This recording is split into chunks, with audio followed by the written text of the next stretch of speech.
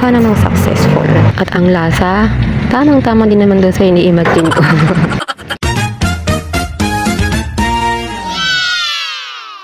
After 2 months sa pagpapagaling, handa na ulit tayong sumabak sa kalsada. Dahil na-stuck si Busing, kailangan ko munang linisin maigi, i-condition. At ako naman sinigurado ko munang kaya ko na nga ba talaga muli. Pero dahil nagkayak naman itong mga double clutch na to, postpone muna ang pamamasada. Ayun na nga, nagtitipid na nga ako na damay pa sa gastos. Sa bagay, 2 taon na rin naman halos na hindi ako nakapag-grocery. Halos sa mga tindahan na lang din ako nabili ng paunti-unti. Yung mga talagang kailangan na kailangan lang namin. Kung alin yung mura, yun ang pipiliin ko. Ano yung may one take one, yun ang dadamputin ko. Kaya po, maraming pagtitipid yan. Tipid na nga, pero yung halos 5 items lang, umabot na rin ng 1,000. Dumaan kami ng palengke at pagkasundan namin gumawa ng merienda. Kalain mong hawak-hawak ko ngayon ay 220 na. Sa bagay, 3 naman kaming hati-hati dyan. Laging hating kapatid, diba? Hirap ang buhay. Speaking of hirap ng buhay, aba nga naman, nakalain mo yun. Yung dating nagmamanihong lutang, ngayon alam na ang pupuntahan. Tama nga talaga, no? Darating talaga ang oras na tatawanan mo na lang yung mga nangyari sa'yo.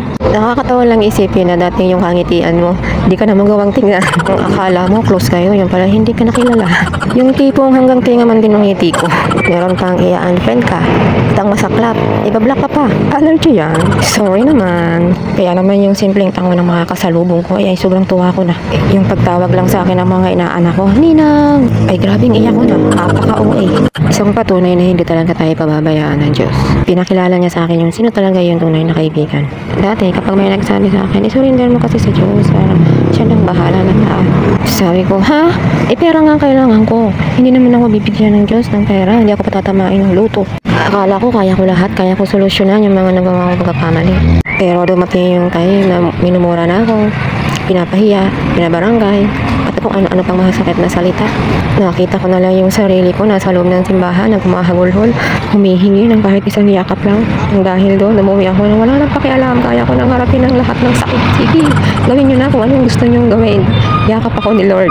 Dinaig ko pang tumama sa lutos na sarap sa pakiramdam. Hala, ang bilis naman namin nakauwi. Ang dami ko pa man din ipipinto. Kaloko nga pala lulutuin namin. Hindi ko alam kung anong tawag sa inyo nito eh.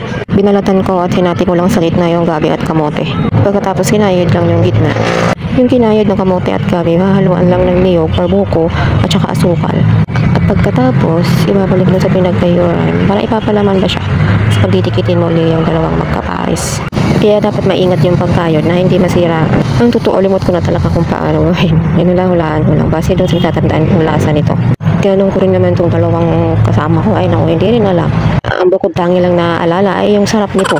At ayan na nga, wow. Mukha namang successful. At ang lasa, tamang-tama din naman doon sa ini-imagine ko. Yan lang. Thank you for watching. Babush!